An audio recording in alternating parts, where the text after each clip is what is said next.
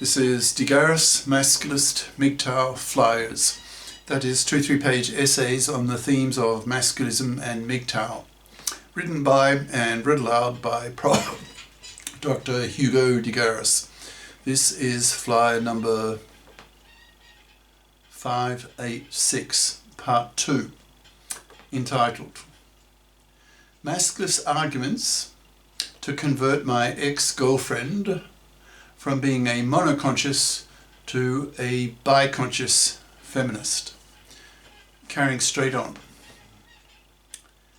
As most men become masculisted, given the growth of the manosphere on the internet, you will find it more and more difficult to find a man who will be your manslave. Instead, if you are a fluffie, you will be spat at, hated and rejected, seen as a manslaver. End quote. Divorce rape. The feminists who took over the divorce courts in the 70s knew nothing about masculism, so brought with them their traditional expectations of men, seeing men as cash machines. For them, the only difference between a married father and a divorced father was that he was no longer present in the home. So now one father in 4 gets butchered by what the masculists call fluffy feminists, by forcing him to lose custody of his kids with 90% probability in most Western countries, lose his house to her, lose half his wealth and half his stuff to her. He will be forced to make child payments to his kids, whom he will barely be allowed to see. If his wife is a real fluffy, he may be forced to pay her alimony for the rest of his life, with no legal nor moral obligation on her to get off her fat parasitic ass and fib up, so that she continues to parasite off him after the divorce as before the divorce. Masculists see these fluffy feminists who control the divorce courts as both hypocrites and genociders. They are seen as hypocrites because they want equal rights with men in the parliaments, but reject equal obligations on women to fib up and share equally the burden of earning the living during the half-century career window that women have. They are seen as genociders since they have made divorce so toxic for men that they have made marriage and paternity toxic for men. Since in many Western countries now 2/3 and growing of young men refuse to marry and reject paternity, thus crashing the birth rate and in time wiping out whole populations, that is, genocide. Masculists are pushing for the creation of a FIP society, in which both sexes, especially young girls, are raised and educated to be FIPs, so that there is no parasitism of one sex on the other, so that the divorce courts can be thoroughly reformed based on the principle of financial independence of both parties. Alimony will be thrown out, custody of kids made joint by default, no halving of wealth and stuff. The owners of the house get to keep it, etc. Forced fathering. The most blatant form of sexual discrimination that exists is not against women, but against men, in the form of women having the MARA, that's maternity rejection right, aka abortion right, and men have no PARA, paternity rejection right. So women have the legislated right to reject an unwanted pregnancy, but men don't. So millions of women commit the horrific gender crime of pill lying, forcing a man to pay for a kid he doesn't want for 2 decades.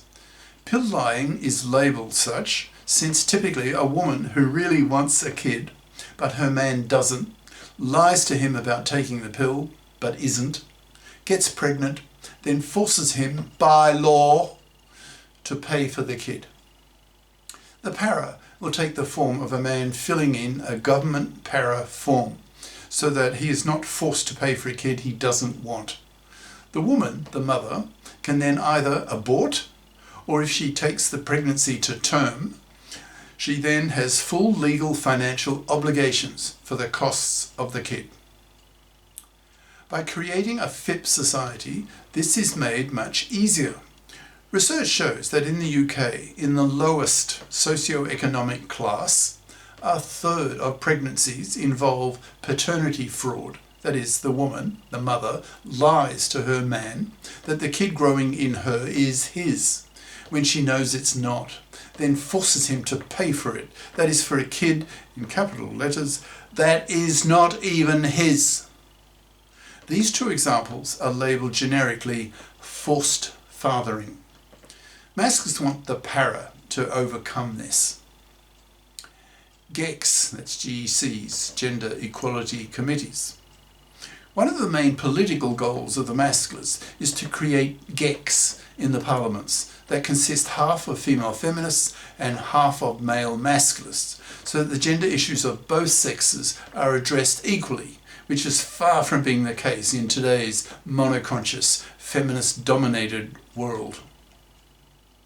The male half of the GECs will legislate the para, as well as the OPTAB, O-P-T-A-B, that's obligatory paternity testing at birth, for all births, to block paternity fraud. The male half will push for the masculisting of society, so that everyone is made bi-conscious, so that everyone knows that gender oppression is a two-way street.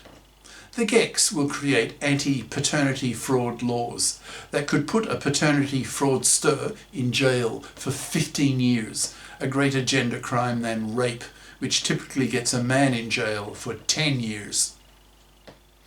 I hope the above will give you something to think about, so that you get your female masculist foot in the door, so that you become open to the idea that gender oppression is a two-way street, that the major gender crimes that women commit against men last decades, which make them horrific and cause masculists to hate such women who commit these gender crimes against men.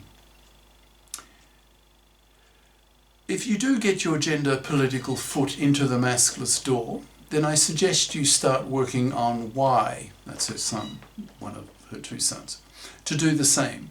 Then if both of you become more masculistic, you'll understand better my masculist hatred of fluffies, of manslavers, of divorced rapists, of forced fathers, etc. I don't deny that men oppress women. I don't have to read the feminist history books to see that. But as a bi-conscious masculist, I see clearly that women oppress men too, and badly.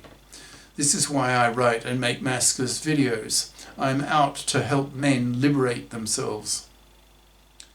Since I have my finger on the pulse of the manosphere and observe its rapid growth, it's clear to me that it's only a matter of time, a year or so, before masculism is very much a thing, and all intelligent, educated people of both sexes are familiar with the main ideas of masculism, for example, the above. This means that both your sons, in time, will be influenced by masculist ideas and will change their view of gender politics.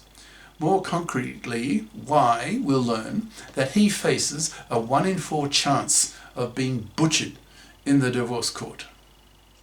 All marriages start out positively, otherwise people would not marry, but half fail. And in half of those divorces, the ex-wife turns into a vindictive bitch, out to fleece her ex-husband. And since in many Western countries the divorce courts are controlled by monoconscious feminists, she can and does, so that 2/3 of young men now reason that divorce so sucks for men that they refuse to marry and have kids, thus crashing the population. Things have to change. So masculism is a prerequisite for the survival of the human population. It is very important. I'm pretty much the only real masculist theorist in the manosphere on the internet at the moment, a real pioneer. So I hope you have some respect for that and appreciate what I'm trying to do. P.S. This is the second email, or part of it. You didn't become a feminist overnight. Similarly with masculism, it will take time for you to see the world differently, if ever you do. I think you will eventually, since if, long term, you don't, you will alienate your sons, who sooner or later will become masculisted, since the whole culture will. You don't want your sons to see you as a sexist, monoconscious, hypocritical bigot, closed-minded to the idea that gender oppression is in reality a two-way street. So sooner or later you will become bi-conscious. Cheers, Hugo. Cheers. Prof. Dr. Hugo de Garis. Email profhugodegaris@yahoo.com. Website profhugodegaris.wordpress.com. Author of the book Masculism, Men's Rebellion Against Being Manslaves to Women, an e-textbook of 580 plus masculist flyers for men's studies courses, freely downloadable in Microsoft Word format from my website. Ciao.